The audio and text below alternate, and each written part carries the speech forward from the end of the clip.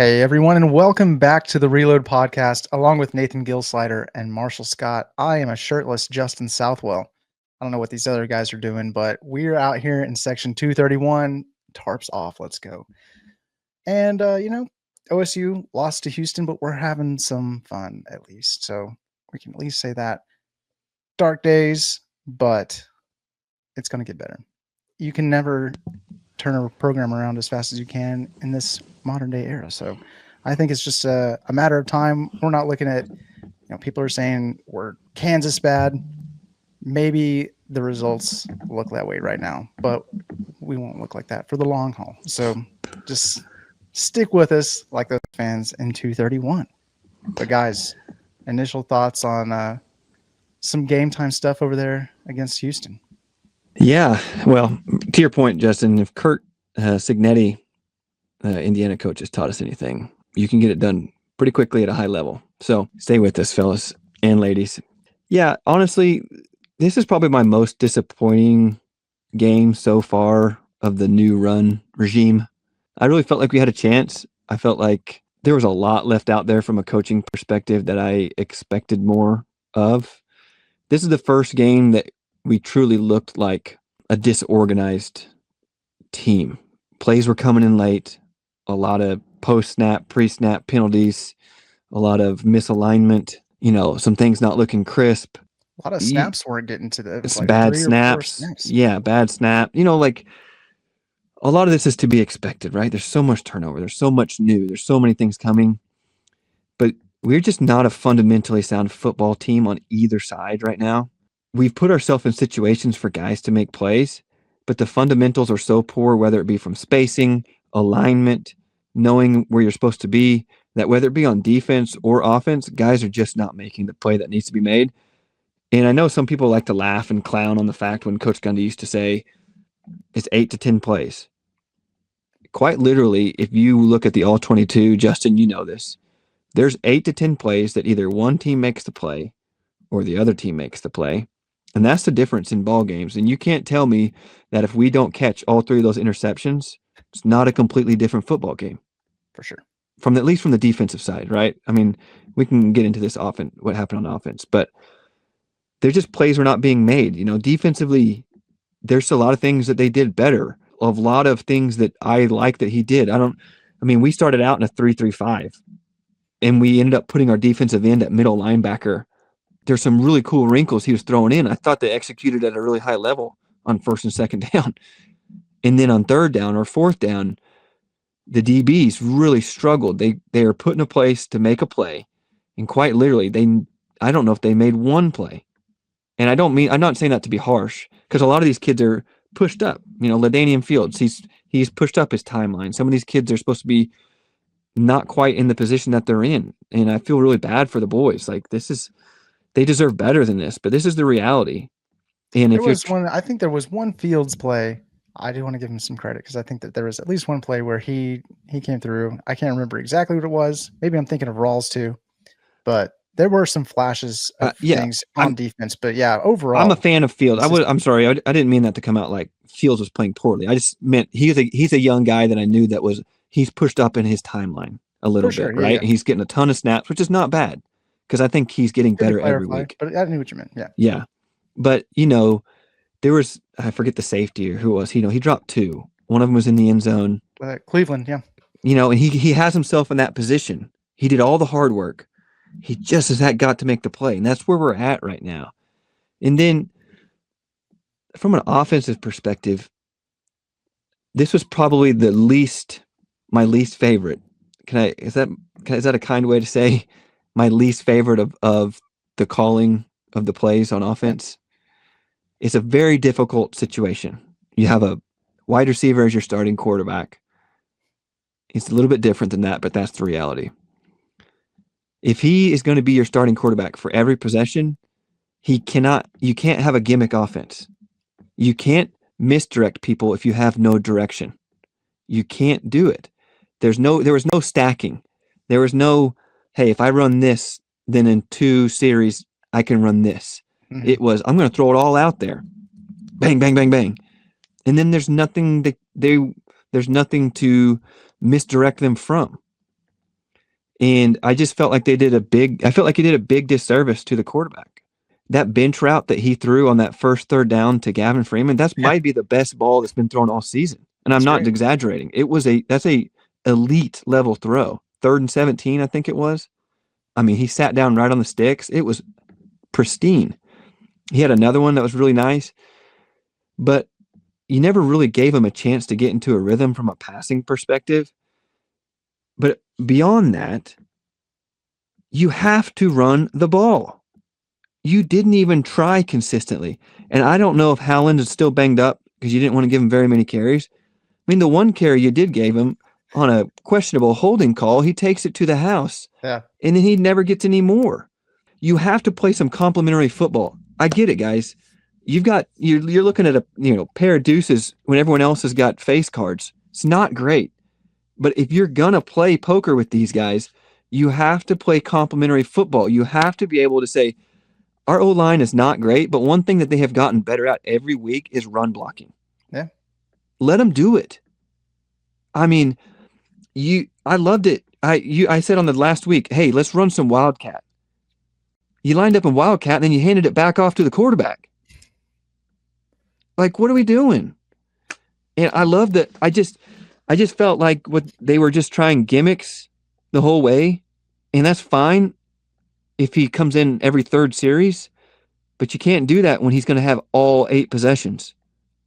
You know what I mean? Like, that's just not fair to him or to the rest of the boys out there, because I just don't feel like there's a real opportunity. And that's why the game got away.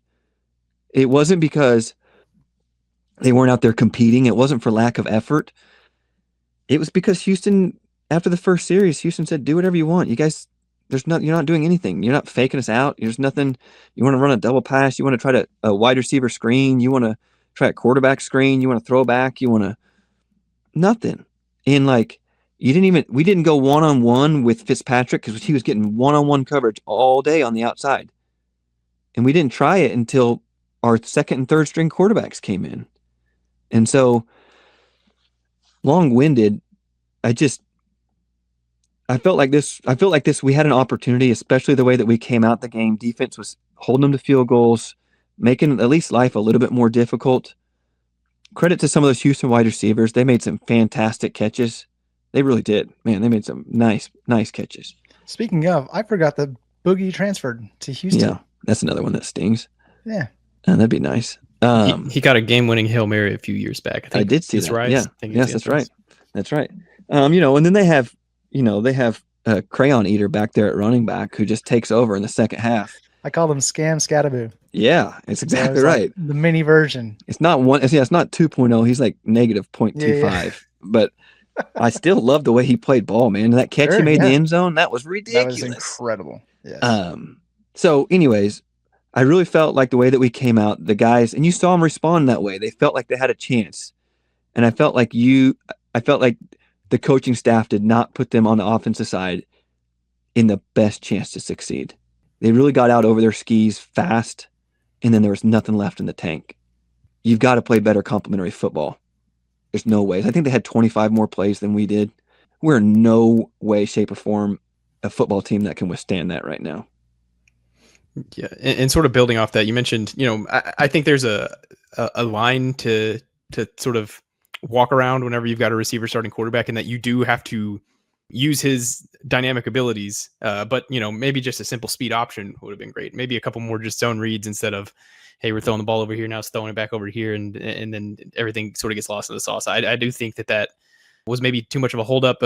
Meacham mentioned after the game that they need to get Rodney the ball in more conventional areas. So I think that maybe even in the immediate aftermath of that game, he thought maybe we got try to get a little too fancy with things. And I certainly agree with that. But it's like you mentioned, it's just so hard with a wide receiver playing quarterback to really know, everything that's going poorly. I thought he played a realistic game for a guy who hasn't played quarterback in forever.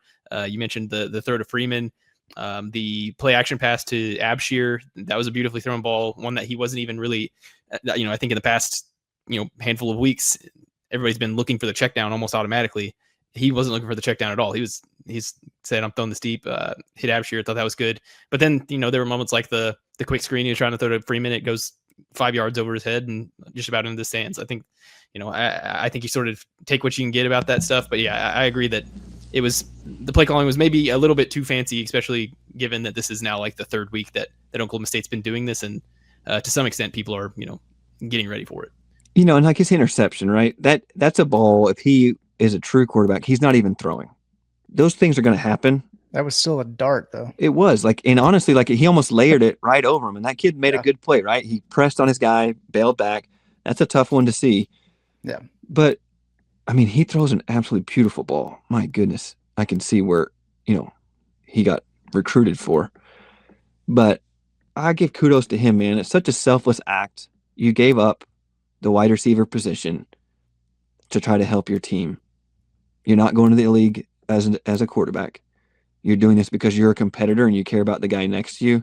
And so, I really appreciate what Sam Jackson is doing. I mean that sincerely. It's pretty incredible. I just wish that we had put him in a better position to succeed by allowing Trent Howland and Fields to at least try to impose some will so the play actions and misdirections actually meant something. Hey, maybe they'll learn from it and we see that moving forward. Who's to say you can't turn it around for homecoming in Cincinnati here next week? So we'll see how it goes. Howland not getting the ball. Let me talk about Sesi Valahi.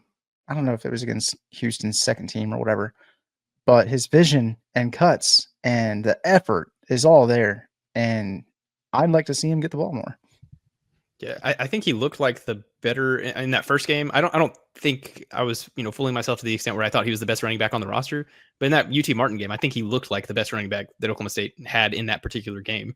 So it's sort of been weird that he's been MIA since then. Yeah, we haven't really seen him since then, right? Yeah, and then like you mentioned, so Rodney Fields gets 14 carries, Valahi gets 7. They're all pretty much on that last drive. And then Trent Howland officially gets 1 after that touchdown got called back. It has to be injury related, don't you think? His ankle's still not right. I mean, he's been by far the most efficient and most effective runner in the tackle. It's not even close inside. And really going back the last 2 years, even last year with Ollie on the roster, he was sort of the most efficient guy. You give him 2 carries, that doesn't. I just feel like I'm missing something because in a team that needs the run game, the only guy that could move the ball against Oregon, and you haven't given him a chance, there's got to be more to it because he's not in the portal.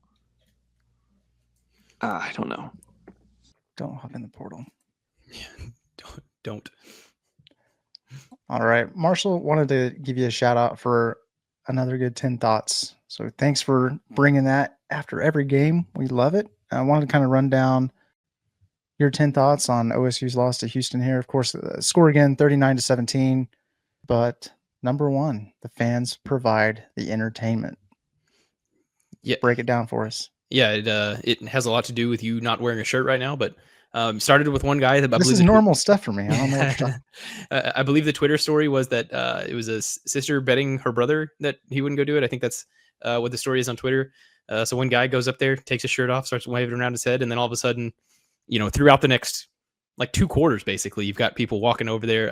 It was funny because you could just tell that somebody's sitting next to their buddy discussing of whether they want to go walk up some stairs, take their shirts off in this blowout of a football game, and then wave them over their head.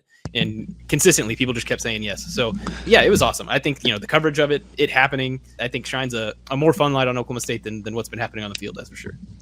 We were talking a little bit beforehand. I was worried that it was going to get a bunch of negative coverage, hey, this is how down bad they are. OSU's in the dumps. But really, it just turned in dudes being dudes and guys somehow still caring about a football team that hasn't won an FBS game in 2 seasons. It's 95 degrees over there in the sun, and you're sitting on, they're out there doing the Lord's work. It looked like an ant trail, somebody dropped a couple drops of honey on the stands, and then there's just one by one, just ants falling in. I was like, they're really doing it. I don't know why they're swinging their shirts over their heads, but here we are. And then they were chanting, take it off, and everybody came over and you take one off, and I don't know, man. It was making the best of a bad situation, so you got to commend them for it. And the players notice. I've seen a lot of players tweet at them and thank people for the energy and sticking with them. So yeah, Freeman after his touchdown went over to that section and was doing some sort of hand movement. So it was cool that the players appreciated it in the moment, because I think even as a player, if I was getting if I was getting blown out like that, and then all of a sudden my fans are up there with their shirts off, like I don't know that I would take it in a good way. So I'm glad that the players also took it in a fun way. Yeah, absolutely. Good thought point. Number 2, the Cowboys had a lead. It was their first lead since going up 3-0 against Tulsa, which is a brutal stat within itself. Sort of like Nathan mentioned, that's when it felt like, okay, Oklahoma State's got a shot in this game. I know it was on a trick play that they got that lead, but the first drive had little bits and pieces before the trick play that made it feel like, okay, maybe Oklahoma State's, got something going on here. That was obviously not the case. Got it a hand in, this is thought number 3, and, the middle 8, I believe is what coaches refer to it as. It was actually like 5 minutes left in the first half, but you go from a 10-10 game to like a 27-10 game in the span of like 8 minutes, just about, of game time. That was brutal. It was just sort of some bad football. I believe Oklahoma State. What was the 4th down play that Oklahoma State didn't get? Wasn't that in there? Yeah, and I don't think that was a bad play call. Honestly, I don't know. Kid made a great play on a speed out. Ball was a little late coming out, which it was 10 toes up, man. He swatted it down. That's good. Yeah, it was an RPO, and Meacham said after the thing that Jackson should have took off, and I think that was sort of going back to Jackson, which is thought number 4 anyways. So I think there were times like on the interception where I think that was like a 3rd and long. So it sort of was what it was. But I think there were times that he was trying to play quarterback too much instead of like, hey, just run, dude. Just if you've got a lane, go for it. I think there was a little bit of that. We got into the Sam Jackson already. Noah Walters looked pretty good. Gavin Freeman obviously made a play for him. He catches a slant, takes it all sorts of ways to the house. That's sort of what I've been asking somebody to do for Zane Flores, was just sort of make a play for him. But I thought Freeman looked pretty good. He had the ball downfield that drew an offensive pass interference. I don't know that he's really the answer for things going forward or anything like that. I'm not ready to jump on that train, but considering he joined the team midway through the year, thought that was pretty good. Thought number 6, now 4, they doubled up touchdown passes. There are now 4 Oklahoma State players who have thrown touchdown passes this year. Haas Haney, Sam Jackson as a wide receiver, Shamar Rigby as a wide receiver, and then Noah Walters, a quarterback who wasn't on the team at the start of the season. So that in itself shows where Oklahoma State's sort of at. Thought number 7, the offense just not very good. 225 yards of total offense. It's the 3rd time this season that they haven't got to 300. I went back and looked at Mason Rudolph's last year. Their lowest yardage total that season was 428 in a game. They had 5 games of 600 and 2 of at least 700. Oh my gosh! Yeah. How the mighty have fallen. Defense, thought number 8, not very good either. These were season highs in points with 39 for Houston, and total yardage with 45. So I mean, the defense is where it is. We've discussed, even going back to last year, this defense has not been in a good spot. So I do think they're getting better. I asked Clint Bowen after the game about the more 3 down front looks that they've given. I think he's a little maybe worried about the back end. So they're, putting a little bit more bodies back there. But I thought there were moments of that looked pretty good. And I thought the defense as a whole looked better, but better is not good still right now. Yeah. Thought number 9, 2 safeties playing well. We mentioned Landon Cleveland not getting those interceptions, but he's at least, as a true sophomore, in the right place. Yep. I think that's a big thing. And then Mordecai McDaniel, who couldn't get on the field before the coaching change, has now led Oklahoma State in tackles the past 2 games. He had 13 against the Cougars, so Houston, and then 10 against the Wildcats last week. So double-digit tackles for back-to-back games. Pretty good. And then the last thought, as Justin sort of mentioned at the top, this is sort of what it must have been like watching Kansas football play in the 2010s. The last time Kansas went 1-11, which it sort of seems like that's where this is headed for Oklahoma State. Kansas lost its 11 games by a combined score of 505 to 186. That's a 29-point deficit per game. Oklahoma State, through these 5 losses, 28.2 deficit per game, which is not good. Yes. Need Haas to come back.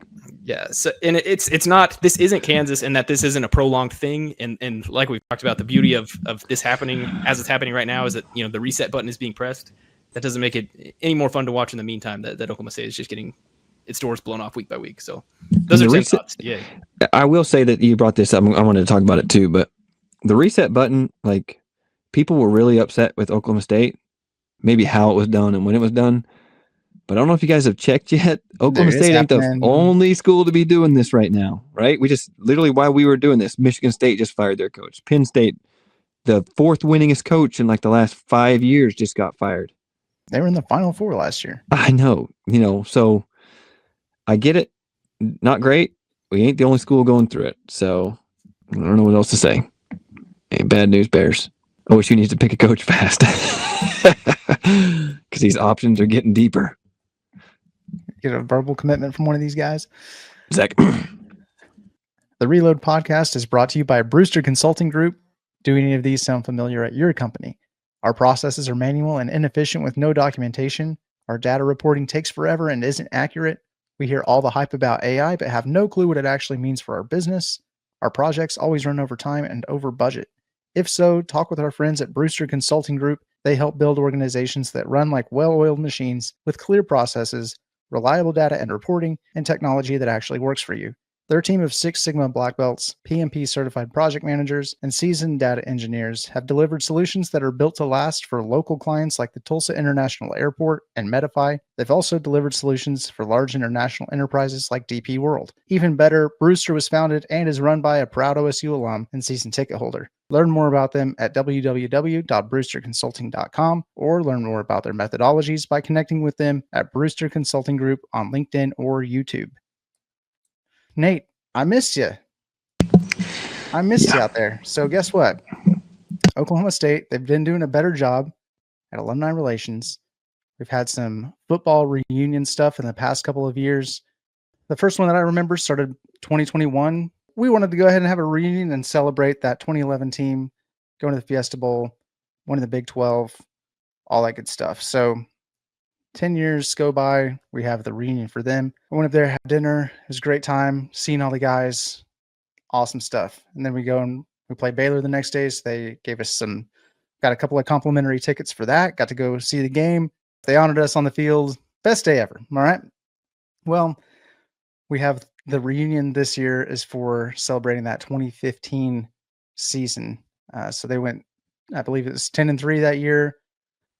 Nate, you got to get up there next time we have a reunion. All right. I got a hat. They handed out hats. Got to see. Well, free hat. That's all I needed to hear. That was the first thing that we had on Friday night. Walking the door, saw Clay Billman, publications coordinator. Yeah. Handed out the hat, got us checked in. We got to go upstairs to the O Club room. And man, I got to talk to Chad Weiberg, J.W. Walsh. Did Chad give you was up there. Chad give you any insights here? Babyface was up there. Hold on, real quick, because Babyface was up there, equipment manager. Now he's with Houston. Yeah, I was gonna say. I thought he was with Houston. He made it. He just left the students to go do all the work while he came up and had dinner with us. It was really That's what every good boss does. Learn from the best. I did get to talk to Chad Weiberg a little bit. He told me exactly who we are hiring for our next head coach, and he's going to hire boop, boop, and he's going to be hired on number. Yeah, exactly. None of that happened. I actually told him exactly how I felt about the entire situation and how he's handling things. Good. Yeah, which is all positive. So, no, yeah, but no, it was a lot of fun. So the guys and girls that are up there that are in charge of that stuff, they're working, man. So it's just a matter of guys like us showing up and going to those events. It's all about the connections and being with the people and that tight knit group that we had. I was a little bit surprised to see not as many people from the 2015 team there and to be recognized. I think there might have been a dozen on the field. Guys, y'all need to show up for that kind of stuff, because it's not going to be there forever. You know, these are the brothers that you went to war with. You know, it's kind of like, get out there, have some fun. So I'd encourage everybody, if your year comes and you got a chance to go up and get recognized, go do that. But even if it's not your year, again, I wasn't there for 2015, but I was able to be there for the reunion, just to be able to have some camaraderie with the boys. So it was good times. Yeah, that's something I need to start doing. You know, I never did it first because whenever I was training a lot, I was still trying to make the Olympics and whatnot. And so I was living in Lake Placid, New York, and traveling and doing all that. And then, you know, when I came back, and I don't know, it's been tough because I felt like I never accomplished what I wanted to accomplish internally. And so it's like, have I earned the right to be a part of these things? And you know, I'm very proud of those years and the years that I was there and things. And so you're right. I need to do a better job of that and reunite with some of the guys. And, you know, it's been a long time. So I need to start doing that. Good thing, man. It's good stuff. I get to see class. I had to warm up before I gave my handshake. I was like, I don't want to get broken here. But no, that's all it is. Obviously, same for me, right? Just being a walk on the team, wasn't expected to ever play, but the relationships that you form with those guys and being able to see everybody and how everybody's doing, what they got going on in life, and just to see that people are doing well, gives you some energy. So it's good. It's a good deal. So appreciate everybody who's at Oklahoma State putting forth the effort. Don't give up on us. We'll make it out there. So we'll do our part to keep you in yours. All right, let's head over to the uniform review because black, orange made an appearance. I don't think that anybody guessed that one. I was pretty close, black, white, but black, orange with Patriot Pete. It was a black helmet with the orange face mask.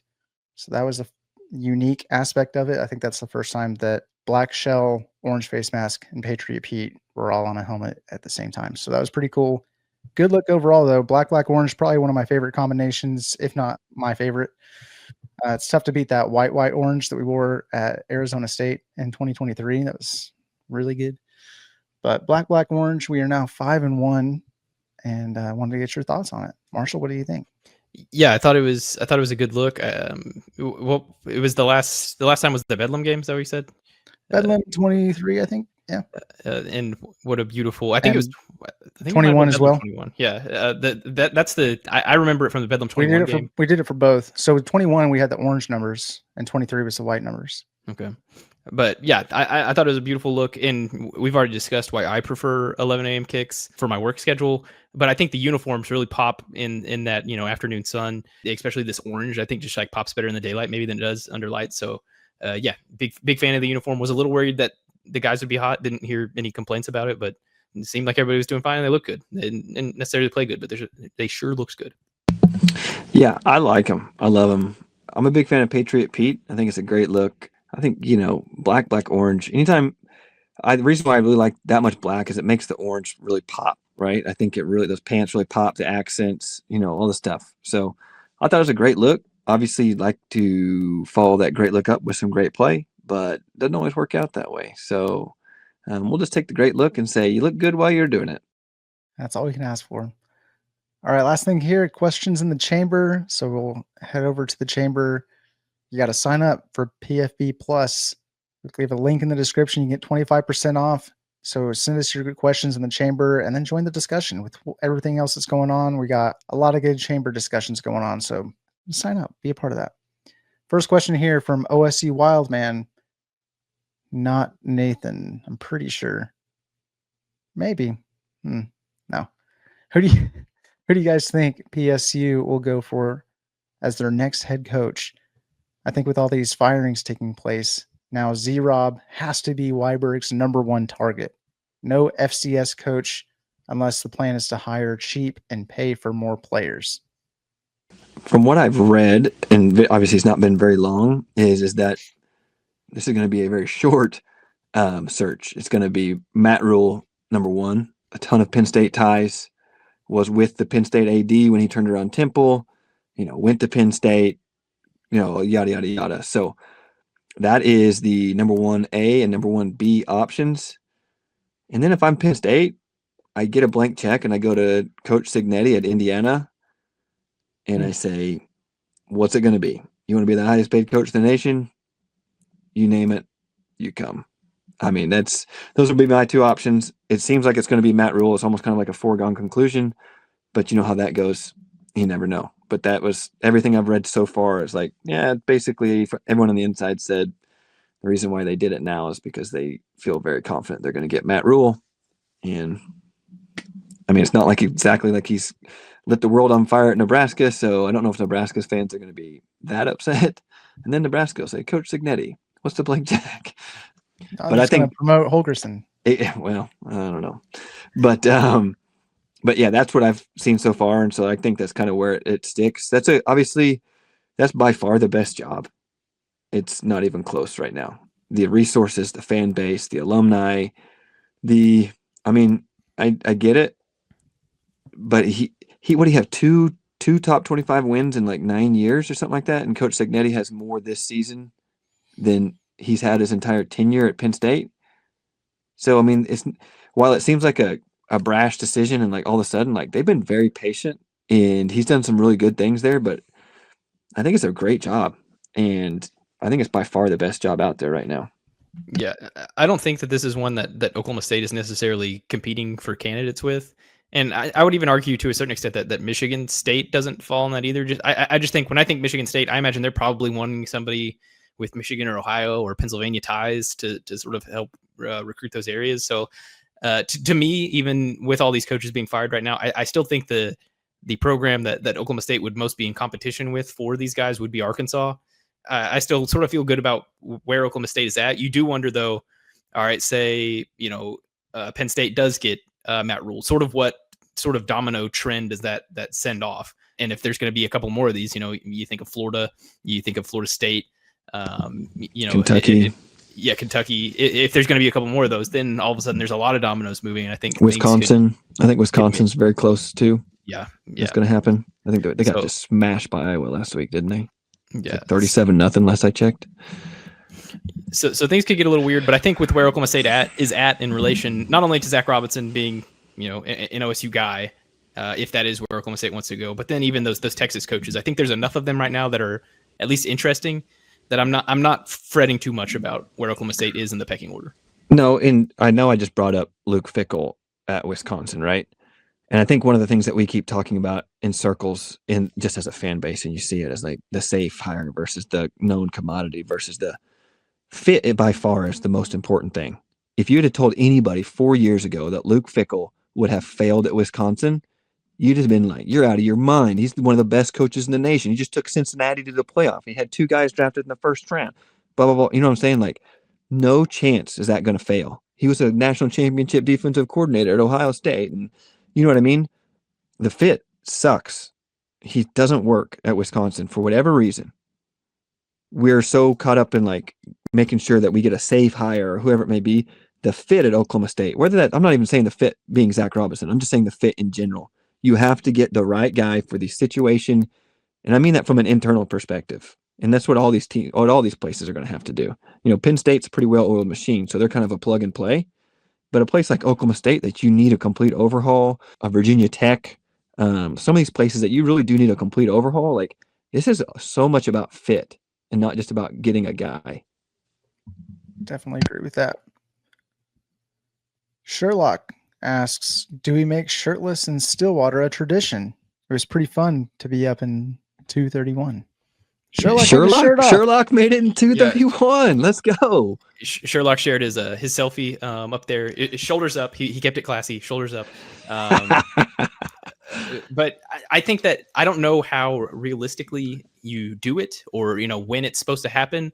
But I sort of like a tradition spawning out of nowhere. I sort of think that was a lot of fun. If that becomes a thing, even if it's like third quarter going into fourth quarter, everybody in that section I was gonna say, crazy. I'd like a fourth quarter rally. I need a rally shirt pull. Like you used to have rally monkeys back in the day for the Anaheim Angels before they were Los Angeles Angels. Like on the Jumbotron, I need, all right, shirts off in 231. We're down by 6.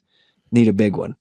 Something like that, Yeah. Nice. It takes some organizing, and I think it's less cool if like OSU itself is organizing it. Absolutely. So somebody needs to organize it. That's maybe not OSU. How that gets accomplished, I don't know, but I'm here for it becoming an actual tradition for sure.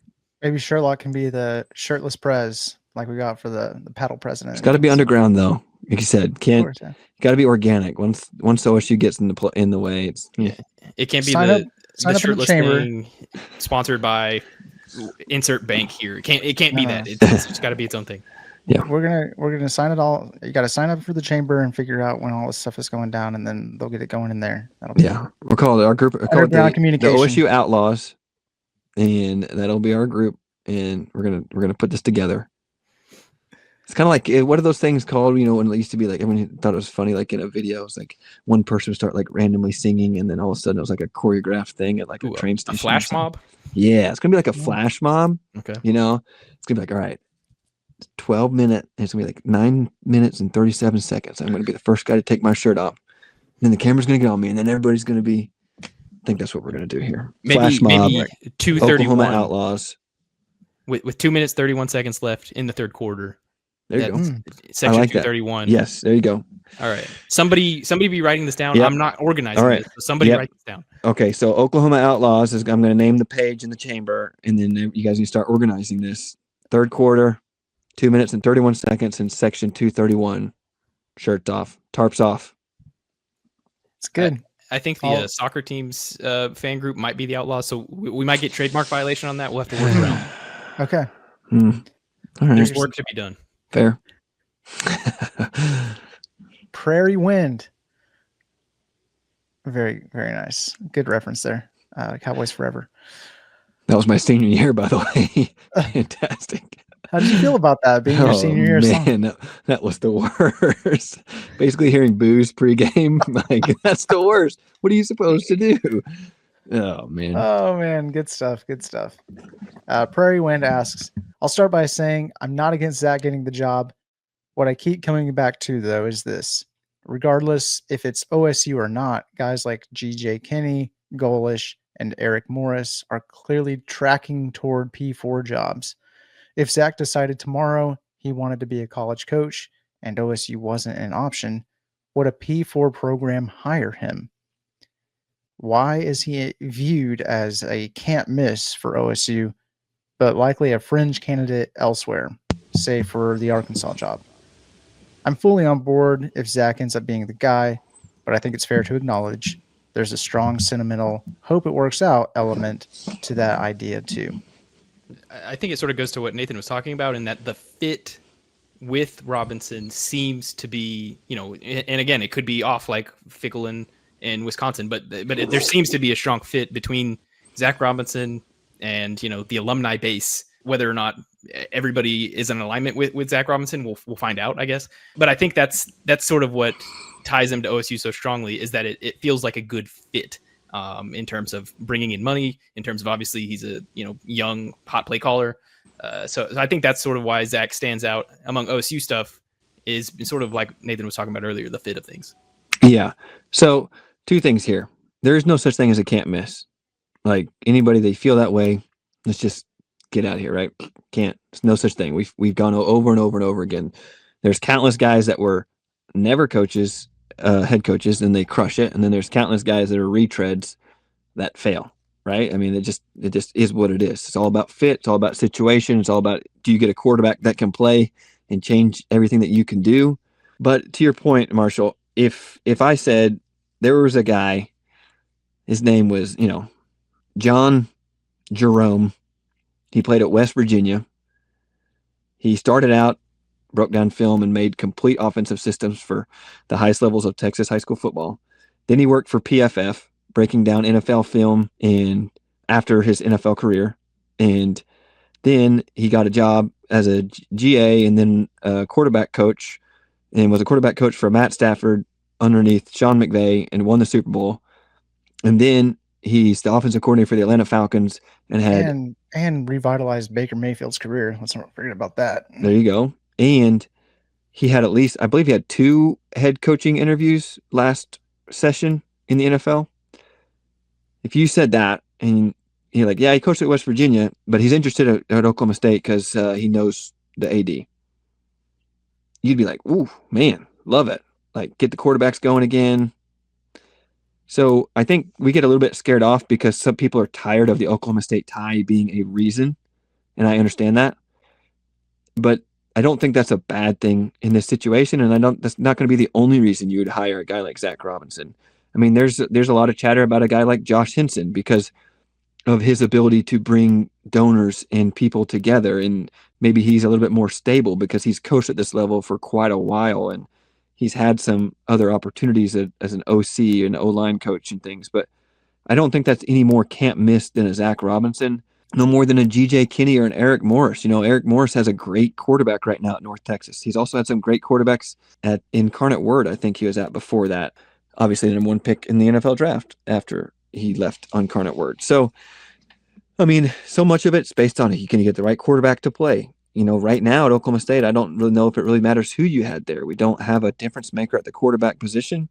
You're going to not win very many football games that way. For me, whenever I look at a guy like Zach, he checks so many boxes. And in today's college football coaching, it's so much different than what it has been in the past of being able to, slowly program build and get the right guys in place. So much of it, if Zach is able to get the right structure in place internally, get a DC, he's got some connections, there's some murmurs about who that might be if he were to get the job, and then get rolling. And we need to get that started because so many of these, I know I'm a little long on the question here, but so many of these kids that have either been in the portal now or the recruits, they're still open to Oklahoma State. We just have to be able to show them who it is going to be and be able to give them at least equal to or maybe even a little bit more than the price that we initially told them.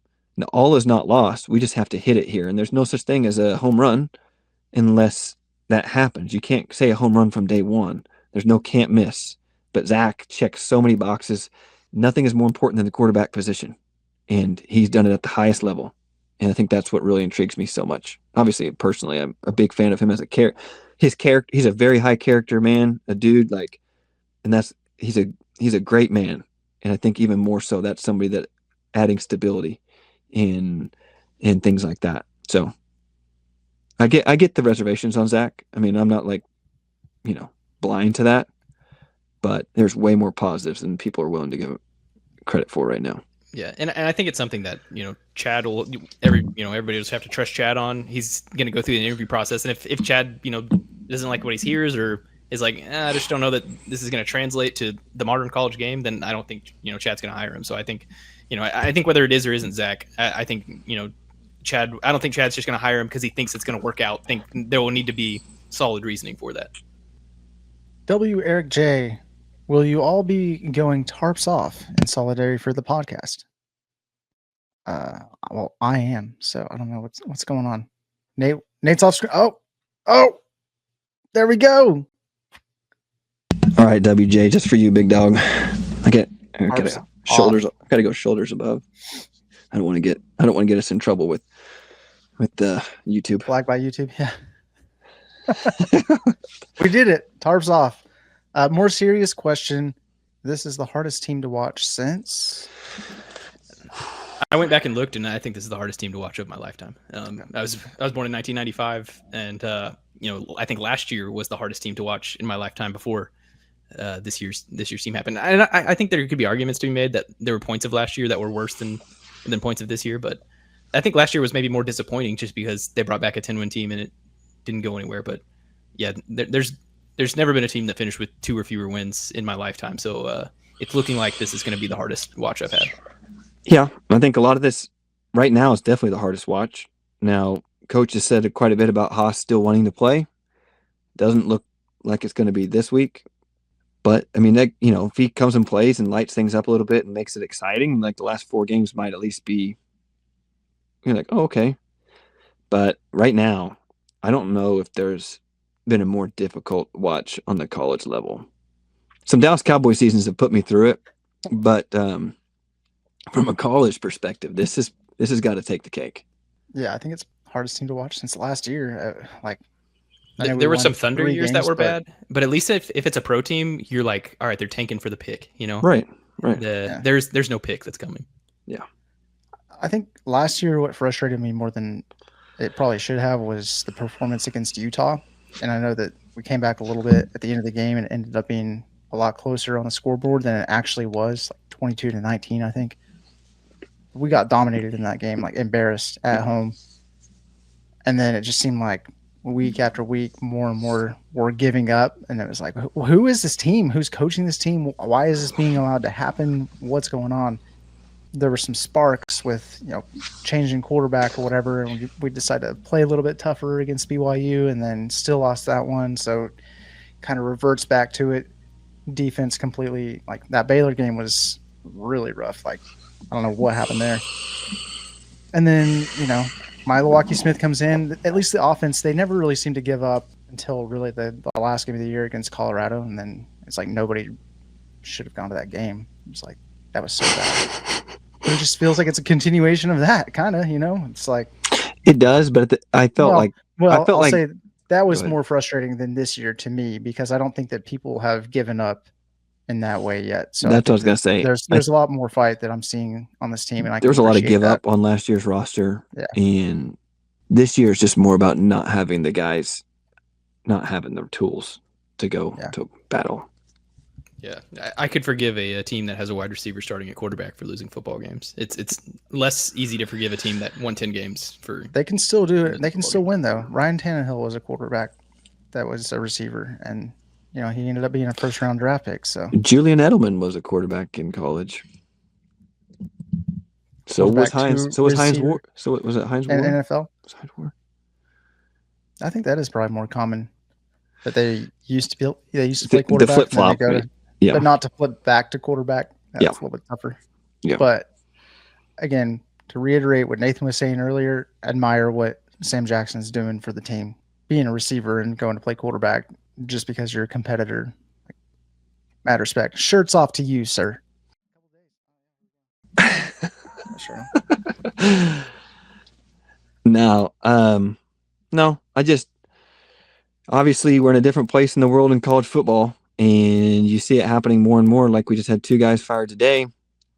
There's going to be more fired next week. It's going to keep on coming. And I think one thing I believe that we're going to start seeing different is I think a lot of these buyouts, a lot of these coaching contracts are going to look a lot different moving forward. They're going to look a whole lot more like NFL contracts. $50-something million, I believe Coach Franklin is getting. Michigan State's $31 million. If Kentucky fires their coach, he's due like $40-something million within 30 days of his firing. Some of these contracts are just wild. The number that they're going to be getting and the buyouts are going to be start changing drastically. And I think that's some of the reason why some of these coaches' schools are ready to move off of these albatrosses of contracts, because they're like, hey, we're going to get something that's more in our favor. And so let's just hope Oklahoma State, doing it when they did, actually gave us a couple weeks head start and we make the right hire. So that's all you can do. Yeah, piggyback off that point. I think, now in a world where players are being paid, I think coaches will make a little bit less because, back in the day, they didn't really have to worry about, those extra expenses. So, I certainly do think that, it's rough right now watching Oklahoma State, following Oklahoma State. But I think Colby said this on the podcast that they released today, that it feels nice knowing that the reset button has been pressed. Mm-hmm. It's happening, or the end of the season's got to get here. Still going to, continue to watch this team, hope that they can figure a couple of things out. But I think there's some optimism knowing that there's a big refresh coming. Who knows what's possible from this point forward. So that's what I'll keep saying. And then, whenever they lose by 40 the next 2 games, then maybe I'll be a little bit more negative. But that's where I am right now with my shirt off at 9:30 at night. No, I agree, man. I think, I don't know how you guys are. I know I took for granted being in big games every week, every other week, whatever it was. And so that's what, feeling nervous before those games. Well, yeah. And it's just, caring, feeling. right? I think, and even in the job that we're doing right now, right? It's interactions are down, views, listens. It's tough on everybody, man. Nobody likes losing. And it's tough, but to your point, Marshall, like I'm thankful that we are on the hit the reset button, and so it does give you some hope.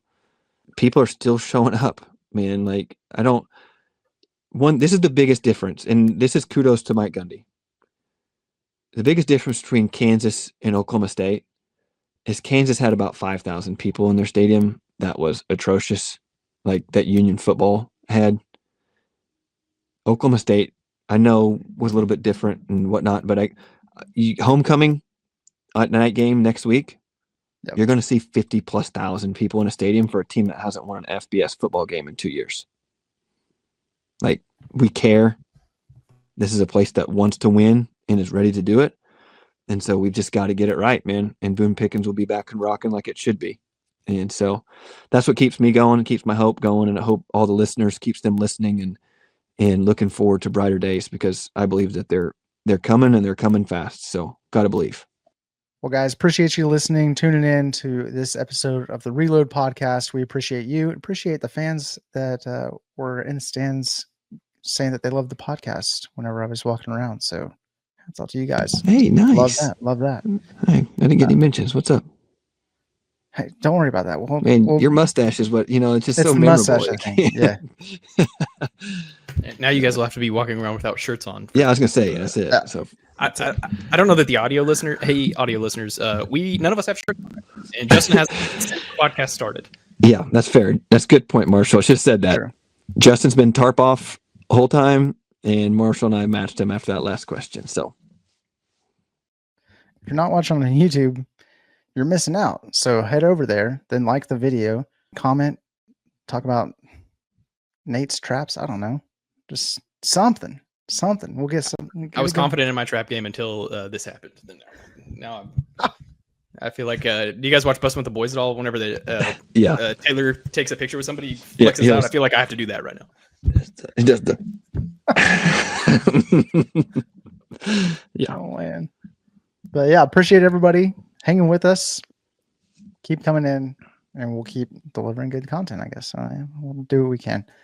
But I feel like that subject. Maybe we'll do our best. Whether you guys think it's good or not, we're gonna keep putting it out. That's it. Keep those pistols firing, and remember to reload. Go Pokes.